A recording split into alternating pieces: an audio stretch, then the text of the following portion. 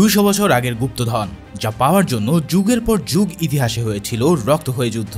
এক 10 বছরের ছেলে জানতে পারে তারই বংশধররা কেবলমাত্র এই গুপ্তধনের সন্ধান জানে, ফলে সেই ছেলেটা নেমে পড়ে ওই গুপ্তধন উদ্ধার করতে। যদি তুমি ট্রেজার হান্ট মুভি পছন্দ করো, তাহলে এই ন্যাশনাল ট্রেজার মুভিটি হতে চলেছে তোমার সবচেয়ে প্রিয় একটা মুভি। ভাইরে ভাই, জাস্ট চিন্তা করতে পারবে না যে কি মারাত্মক সব ক্লু দিয়ে লুকানো আছে এই গুপ্তধন। তো চলো আর প্যাচাল না বাড়িয়ে শুরু করে আজকের অস্থির মুভিটির এক্সপ্লেনেশন। মুভির শুরুতে আমরা ছোট্ট এক আমেরিকান বালককে দেখতে পাই যে ঝড়ের বৃষ্টির এক রাতে তার ঘরে কিছু একটা খুঁজছিল। বেন নামে সেই ছেলেটা তার হাতে অনেক পুরানো একটা বই খুঁজে পেলে হঠাৎ তার পিছনে তার দাদা এসে দাঁড়ায়। জন এরপর ছোট্ট আর কৌতূহলী বেনকে সেই বইয়ের লেখা ইতিহাস সম্পর্কে বলতে থাকে। 1832 সালের কথা। সেই সময়টায় আমেরিকার চার্লস ক্যারল নামের এক লোক বাস করত। বৃদ্ধ চার্লস আমেরিকার স্বাধীনতার শেষ সাক্ষী হওয়ায় সে এমন কিছু জানত যেটা আমেরিকার জাতীয় স্বার্থের জন্য খুব গুরুত্বপূর্ণ ছিল, আর সেটা হলো গুপ্তধন, যার জন্য হাজার বছর ধরে প্রচুর যুদ্ধ বিগ্রহ আর খুন খারাপি হয়েছে। অনেক রক্ত ঝরানোর মাধ্যমে গুপ্তধন এক হাত থেকে অপর হাত হতে থাকে। অনেক বড় বড় বীররাই সেটা দখলও করেছিল, কিন্তু মাঝে মাঝে সেটা আবার হারিয়েও যেত। অবশেষে এই গুপ্তধন চলে আসে মেসন নামের এক প্রাচীন গুপ্ত সংস্থার হাতে, যা কিনা বেইনের ফ্যামিলি এই সংস্থারই সদস্য ছিল। শেষ পর্যন্ত এই মেসনরা গুপ্তধনগুলো লুকিয়ে রেখেছিল, কিন্তু অনেক বছর ধরে গুপ্তধনকে রক্ষা করা মেসনরা এই গুপ্তধনের ব্যাপারে বেশ কিছু ক্লু আর চিহ্ন রেখে যায়। ক্যারল ঠিক এমনই একটা ক্লু জানতেন, যেটা তিনি জনের দাদার দাদাকে বলে গিয়েছিলেন। বংশ পরম্পরায় জনের বংশের সবাই এই গুপ্তধনটাকে খুঁজে বেরিয়েছে, কিন্তু কেউই জানে না সেটা আসলে কি। শুধু এটা জানে যে এই গুপ্তধনটা ভীষণ দামি আর ঐতিহাসিক। জনের দাদার দাদাকে ক্যারল বলে গিয়েছিলেন গুপ্তধনটা শার্লেটের সাথে সমিহিত আছে। এখন শার্লেট হলো অনেক পুরানো এক জাহাজ, যেটা বহু বছর আগে আর্কটিক মহাসাগরে ডুবে গিয়েছিল। জন এই গুপ্তধনের কথা মনে প্রাণে বিশ্বাস করলেও তার ছেলে অর্থাৎ বেনের বাবা প্যাট্রিক এই সব কিছুকে স্রেফ গাঁজাখুরি গল্প মনে করত। তবে ছোট্ট বেন তার দাদার এই স্টোরিটাকে পুরোপুরিভাবে বিশ্বাস করে নেয়, আর সে কথা দেয় একদিন না একদিন সেই গুপ্তধন বের করেই ছাড়বে। এর অনেক বছর পর তরুণ বেন সত্যি সত্যি তার এক দল নিয়ে গুপ্তধন খোঁজার কাজে লেগে পড়ে। বেন তার বন্ধুকে নিয়ে প্রথমে আর্কটিক সাগরের মাঝে দক্ষিণ মেরুতে শার্লট জাহাজটাকে খুঁজতে চলে যায়। সেখানে মেটাল ডিটেক্টর দিয়ে মেটালের অস্তিত্ব পাওয়ার পর খুঁড়ে দেখা যায় যে আসলেই সেখানে একটা পুরাতন জাহাজের ধ্বংসাবশেষ রয়েছে। এটা দেখে সবার উৎসাহ দ্বিগুণ হয়ে যায় এবং তারা সবাই মিলে বরফ খুঁড়ে পুরো জাহাজটাকে বের করে ফেলে। বরফের চাদর থেকে জাহাজ ধীরে ধীরে বেরিয়ে আসার পর ভাঙাচোরা সেই জাহাজে সবাই ঢোকে, আর সেখানে গিয়ে দেখতে পায় এত বছরে এই জাহাজের অবস্থা একবারে খারাপ হয়ে গেছে। তবে জাহাজের মৃত নাবিকদের শরীর তখনও বরফে থাকার কারণে প্রায় অক্ষত ছিল, যেটা দেখে তাদের অনেকেই প্রায় ভয় পেয়ে যায়। যাই হোক, জাহাজের ভিতরে ঢোকার পর সেখানে তারা সবাই মিলে খোঁজাখুঁজি করতে থাকে।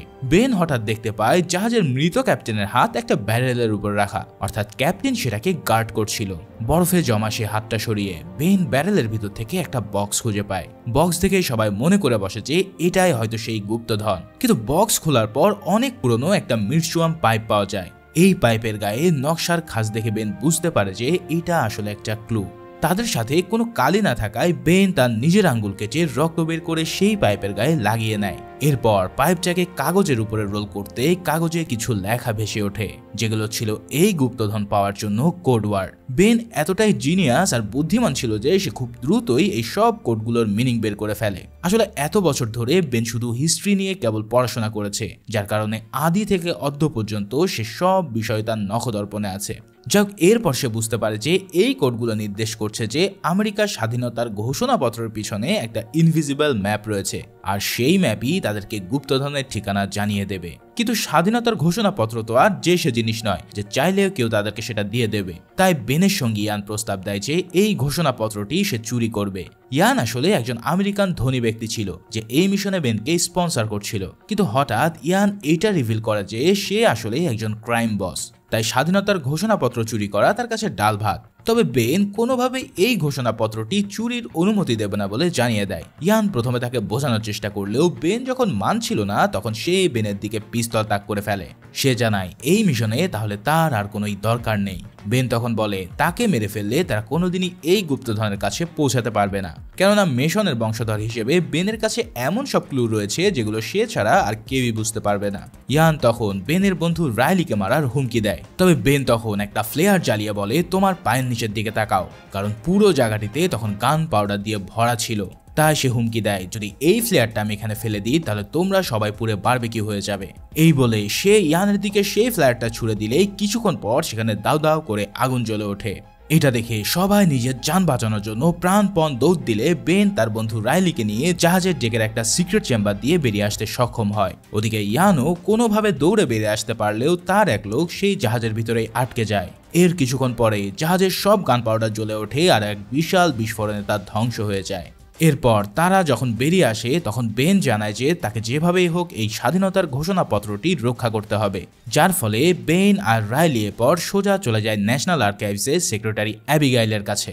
বেন যখন তাকে জানায় যে কেউ একজন স্বাধীনতার ঘোষণাপত্র চুরি করতে যাচ্ছে তখন অ্যাবিগাইল সেটাকে একদম হেসে উড়িয়ে দেয়। এর উপর সে যখন বলে যে ঘোষণাপত্রের পিছনে একটা ইনভিজিবল ম্যাপ আছে তখন অ্যাবিগাইল ভাবে যে এই লোকের মাথা বুঝি নিশ্চয়ই খারাপ হয়ে গেছে। তবে এর আগে বেন আর রাইলি কিন্তু এফবিআই এবং হোমল্যান্ড সিকিউরিটির কাছেও এভাবে হাসির পাত্র হয়েছিল, তাই এবারও অ্যাবিগাইলের কাছেও বেন ব্যর্থ হয়ে যায়। তবে আর্কাইভসের ডিসপ্লেতে রাখা ঘোষণাপত্র দেখে বেন ভেবে নেয় যে এই জিনিসটা এবার সে নিজেই চুরি করবে, কারণ ইয়ান সেটাকে চুরি করার আগে তাকে চুরি করতে হবে আর সেটাই ঘোষণাপত্রের জন্যই ভালো হবে।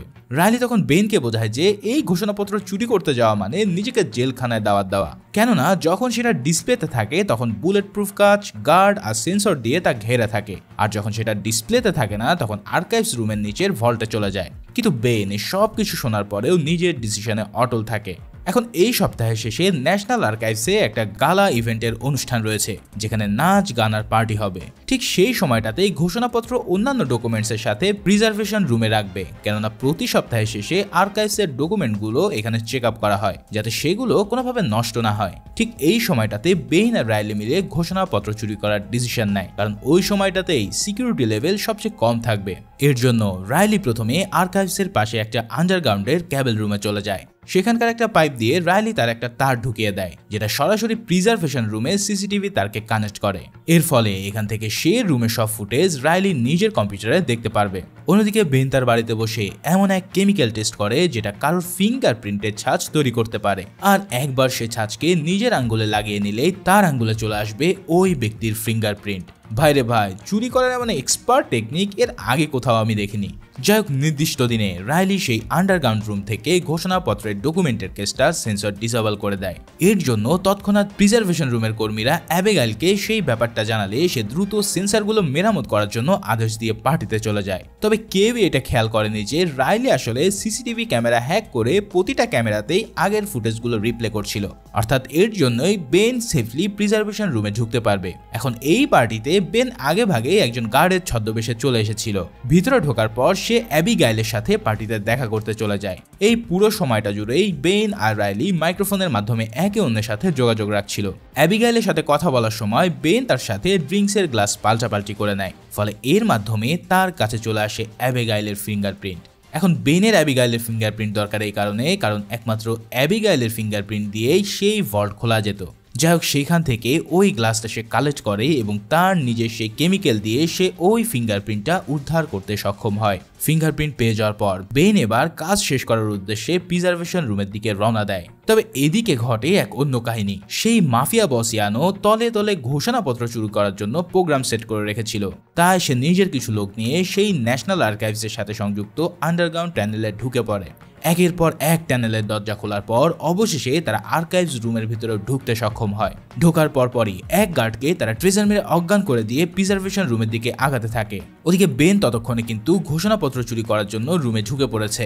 এর জন্য প্রথমে বেন ইউভি টর্চ দিয়ে রুমের দরজায় থাকা কিপ্যাডের লকের ছবি তুলে রাইলিকে পাঠায়। এটা পাঠানোর ফলে সে জানতে পারে যে কোন কোন কিগুলোতে সবচেয়ে বেশি প্রেস করা আছে, যার ফলে রাইলি বুঝে যেতে পারবে যে কোন কোন ওয়ার্ডের মাধ্যমে কি কি পাসওয়ার্ড হতে পারে। তবে রাইলি তাকে প্রায় 20টা ওয়ার্ড দেয় যেগুলো খুব একটা মিনিংফুল ছিল না, কিন্তু বেন এতটাই জিনিয়াস ছিল যে কম্পিউটার পাসওয়ার্ড ঠিকভাবে বের করতে না পারলেও চোখের পলকে বেন সেটা গেস করে নেয়। পাসওয়ার্ডটি ছিল ভ্যালি ফোর্জ, যেটা আমেরিকার বিপ্লবের সাথে জড়িত ছিল। যাই হোক, ভিতরে ঢুকে ফ্রেম সহ ঘোষণাপত্রকে তুলে নেওয়ার পর সেটা হাতে নিয়ে বেন সামনের দিকে এগিয়ে যায়। আর ঠিক এই সময় ইয়ানের লোকজনরাও প্রিজার্ভেশনের রুমের পিছন দরজা দিয়ে চলে আসে। তাদের সামনাসামনি দেখা হয়ে গেলে এবার ইয়ানের লোকজন তার উপরে গুলি চালায়। কিন্তু বেন তার হাতের সেই বুলেট প্রুফ গ্লাস দিয়ে সেগুলোকে সামলে কোনো মতে এলিভেটর দিয়ে নিচে নেমে আসতে সক্ষম হয়। এরপর সে নিচে একটা রুমের দিকে এগিয়ে যায় যেখানে ঘোষণাপত্রের অনেক জেরক্স কপি ছিল। এই কপিগুলো যে কেউ $35 মাধ্যমে কিনে নিতে পারত। তাই বেন সেখানে গিয়ে এরকম ভাবেই $35 দিয়ে একটা ঘোষণাপত্র কিনে নেয়। এদিকে পার্টিতে থাকা অ্যাবিগাইলের মনে হঠাৎ কেন যেন একটা খটকা লাগে। সে পার্টির গেস্ট লিস্ট চেক করে দেখতে পায় যে সেখানে পল ব্রাউন নামের কোনো লোকই নেই। তার মানে বেন নিশ্চয়ই কোনো একটা কুমতলবে এখানে এসেছে। তাই সে দ্রুত বেনকে খোঁজার জন্য শুরু করে, কিন্তু বেন ততক্ষণে ন্যাশনাল আর্কাইভসের বিল্ডিং থেকে বেরিয়ে রাইলির গাড়ির দিকে যাচ্ছিল। তবে শেষ মুহূর্তে অ্যাবিগাইল তাকে দেখতে পেয়ে তার দিকে দৌড়ে যায় এবং দেখতে পায় বেন তার হাতে ঘোষণাপত্রটি নিয়ে দাঁড়িয়ে আছে।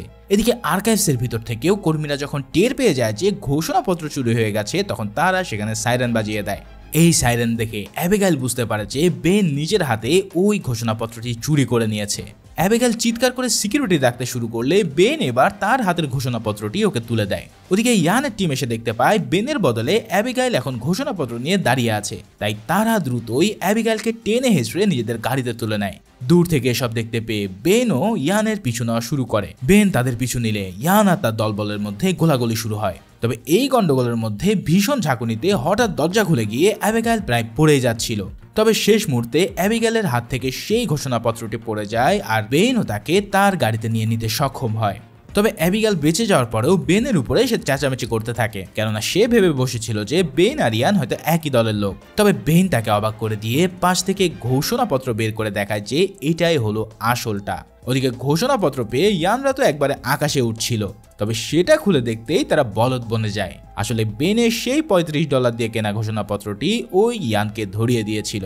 এদিকে গাড়ির ভিতরে বসে বেন অ্যাবিগাইলকে বলে যে সে কিন্তু আগেই এই ব্যাপারে তাদেরকে সাবধান করেছিল, আর এখানে বেন এসেছে মূলত এই ঘোষণাপত্রটিকে সেভ করার জন্য।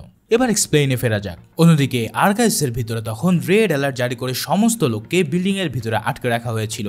যদিও ঘোষণাপত্র চুরি হয়ে গেছে, তবুও আর্কাইভসের লোকেরা কাউকে সেটা জানতে না দিয়ে ডিসপ্লেতে একটা কপি এনে লাগিয়ে রাখে। ইতিমধ্যে এফবিআই সবাইকে জানায় যে কিছু একটা গোলমাল হয়েছে, কিন্তু সেটা যে আসলে কি সেটা তারা কাউকেই জানায় না, কেননা এই নিউজ মিডিয়াতে চলে গেলে পুরো দেশে হুলস্থুল পড়ে যাবে। এরই মধ্যে এই ঘটনার ইনভেস্টিগেশন ইনচার্জ পিটার সিডস্কি জানতে পারে যে চুরির ব্যাপারে আগেই তাদের কেউ সাবধান করেছিল। সেই লোকটা যে বেন সেটা সিসিটিভি ক্যামেরা থেকে কনফার্ম হওয়ার পর তারা দেখতে পায় বেন নিজের ক্রেডিট কার্ড দিয়ে ঘোষণাপত্রের একটা কপি কিনেছিল। এর জন্য বেনের সমস্ত ডিটেলস এখন তাদের হাতে চলে এসেছে। অন্যদিকে ভ্যানে বসে থাকা বেনও এই ব্যাপারটা টের পেয়ে গিয়ে গাড়ি নিয়ে আর নিজের বাসার দিকে যায় না। ইতিপূর্বে বেন আরও একটা ক্লু পেয়েছিল, যেখানে সে জানতে পেরেছিল যে বেঞ্জামিন ফ্র্যাঙ্কলিনের লেখা সাইলেন্স ডগউড লেটারের সাথে ঘোষণাপত্রের পিছনে থাকা ম্যাপের কোনো একটা কানেকশন আছে, আর সেই লেটারগুলো ছিল তার বাবা প্যাট্রিকের কাছে। আচ্ছা, তোমাদেরকে কিন্তু একটা কথা মনে করিয়ে দেই, যারা সিরিয়াসলি ট্রেড করতে চাও তারা কিন্তু অবশ্যই বুঝে শুনে ট্রেডিংয়ে নেমো, কেননা যেহেতু এখানে ইনভেস্টমেন্টের ব্যাপার আছে তাই সবসময় রিস্ক থাকবে তোমার টাকা লস হওয়ার। অতএব ট্রেডিংয়ে ভালো করতে হলে অবশ্যই তোমাকে ট্রেডিং শিখে এবং প্র্যাকটিস করে তারপরে নামতে হবে। আমি চাই তোমরা যেন কোনো আর্থিক ক্ষতিতে না পড়ো, তাই আশা করি তোমরা ভালো করে বুঝে শুনেই তারপরে ইনভেস্টমেন্ট করবে। তাই বেন সরাসরি প্যাট্রিকের কাছে চলে যায়। প্যাট্রিক যখন জানতে পারে যে বেনও এখন গুপ্তধনের পিছনে পড়ে আছে, তখন সে প্রচুর বকাঝকা করে, কেননা প্যাট্রিক মনে করতে থাকে যে এই গুপ্তধনের ব্যাপারটা কেবলই একটা গুজব। কেউ যদি গুপ্তধনের ক্লু মেলাতে থাকে তাহলে একের পর এক তাদের সামনে ক্লু আসতেই থাকবে, যেটা সে মনে করে এর কোনো শেষ নেই। প্যাট্রিক মনে করত যে ইংরেজদের গুপ্তধনের নেশায় বিজি রাখার জন্যই আমেরিকানরা এই মিথ বানিয়েছে।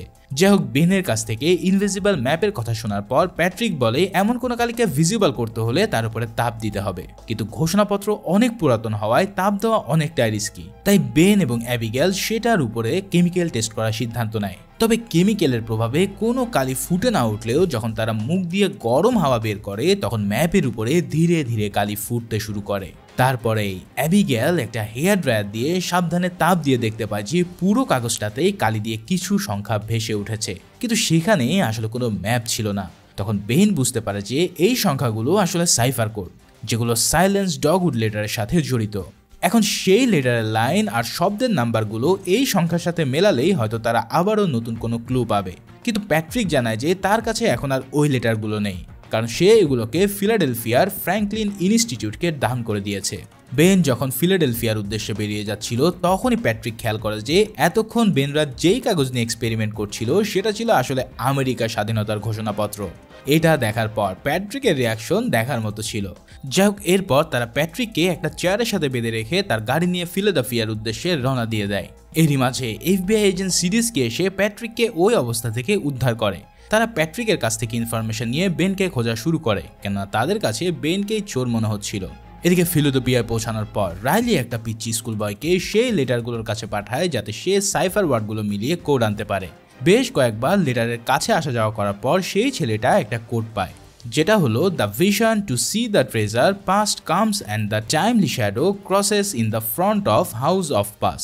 তবে ছেলেটা সে শব্দ লিখে আনার আগে রাইলি বুঝে যায় যে সেটা হবে স্টো, কেননা মিস্টার পাস এবং স্টো নামের দুজন ফিলাডেলফিয়া লিবার্টি বেল স্থাপন করেছিলেন।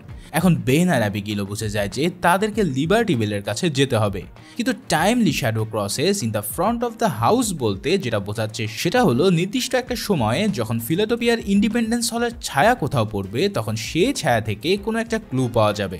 বেন তখন তার সামনের সেলসম্যানের কাছে একটা $100 বিল দেখতে চায়, যেখানে ইন্ডিপেন্ডেন্স হলের একটা ছবি ছিল।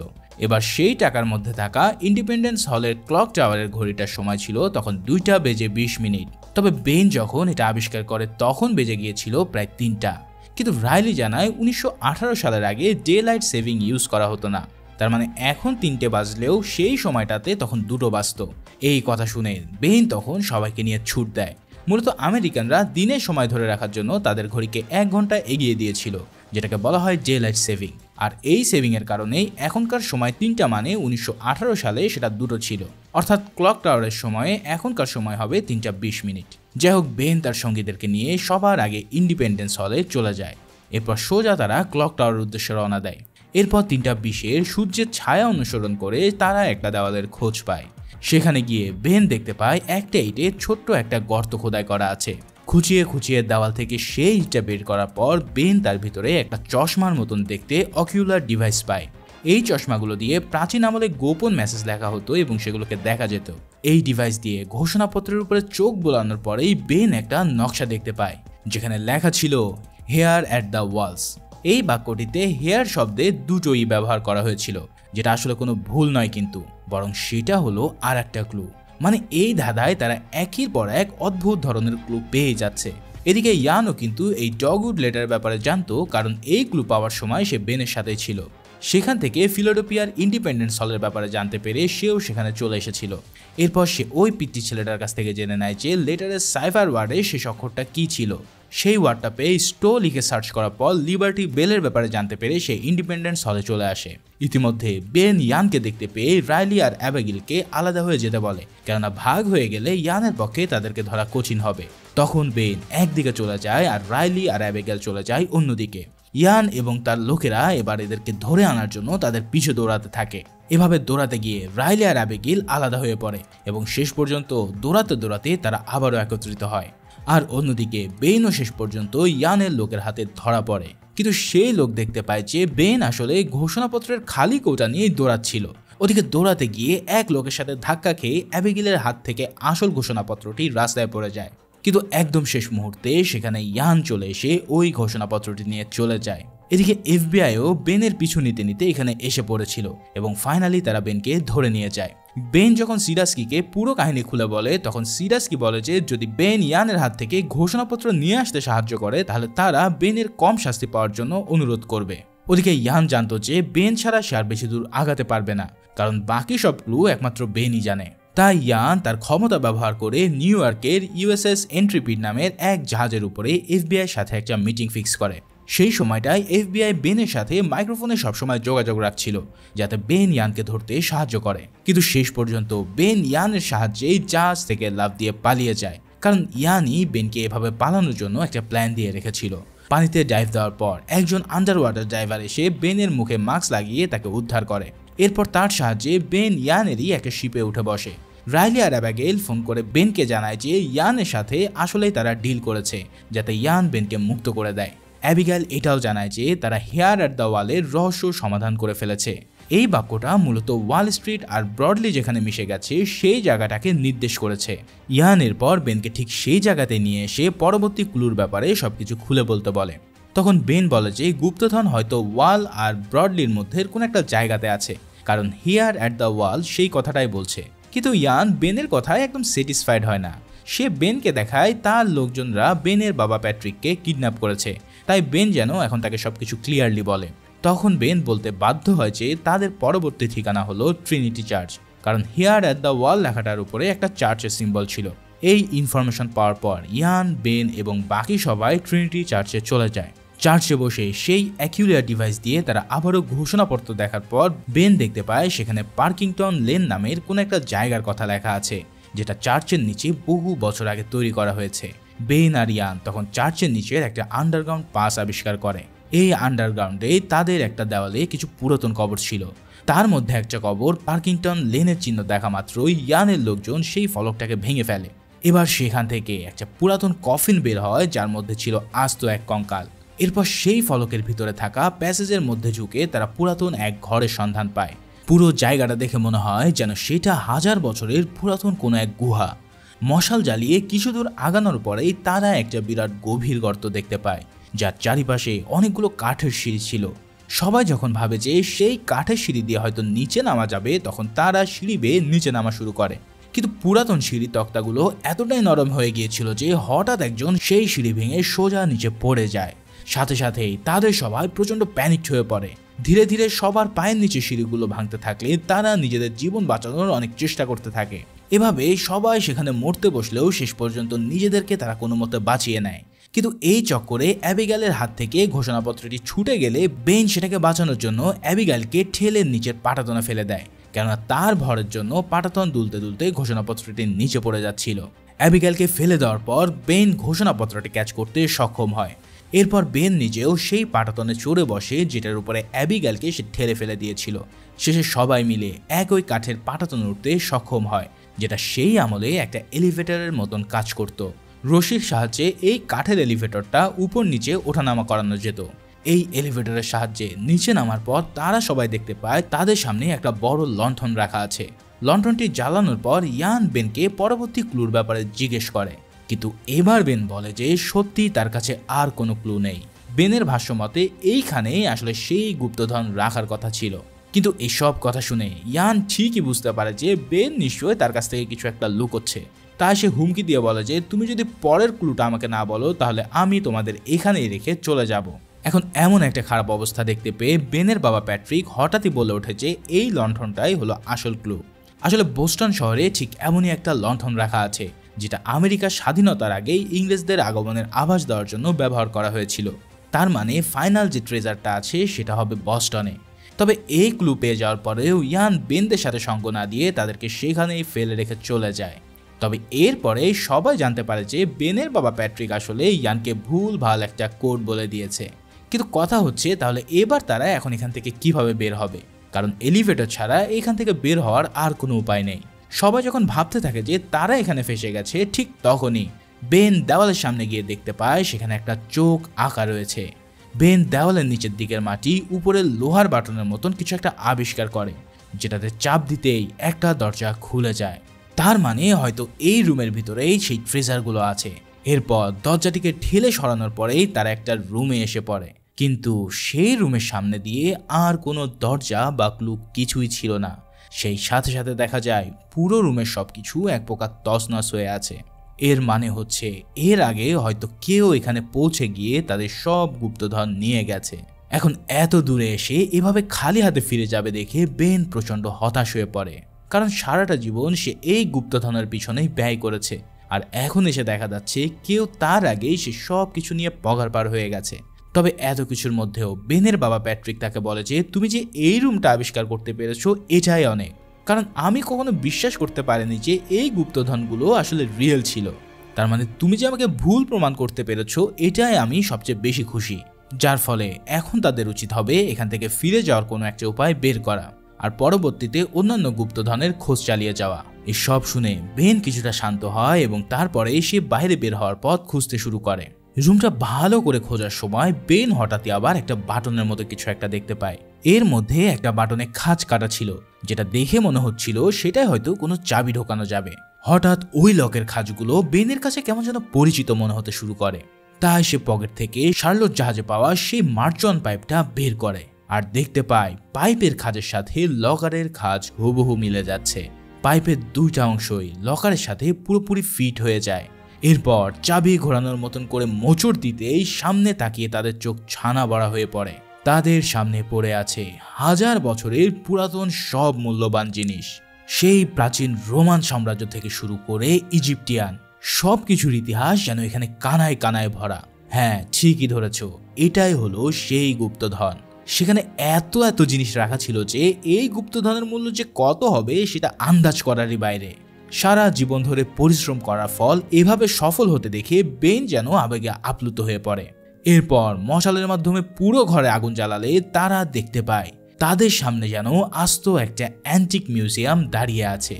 সমস্ত গুপ্তধন দেখে চোখ জোড়ানোর পর অবশেষে চার্চের আরেকটা আন্ডারগ্রাউন্ডে তারা পথ আবিষ্কার করে। ফাইনালি সেই পথ দিয়ে তারা আবারও সেই চার্চ দিয়ে বেরিয়ে আসতে সক্ষম হয়। এই বিরাট গুপ্তধন আবিষ্কার পরে বেন এফবিআই এজেন্ট সিরস্কির সাথে যোগাযোগ করে তাকে চার্চে ডেকে আনে। সিরস্কির হাতে ঘোষণাপত্রটি বুঝিয়ে দেওয়ার পর বেন তাকে বলে $10 মিলিয়ন বেশি মূল্যের এই গুপ্তধনকে সে বিভিন্ন মিউজিয়ামে দান করতে চায়, কারণ তার বিশ্বাস এগুলো কারোর একা সম্পত্তি নয়। সিরস্কিও এটা জানতো, কারণ সে নিজেও একজন ফ্রিমেশন আর এটা বেনের বংশের লোকদেরই একটা সংস্থা ছিল।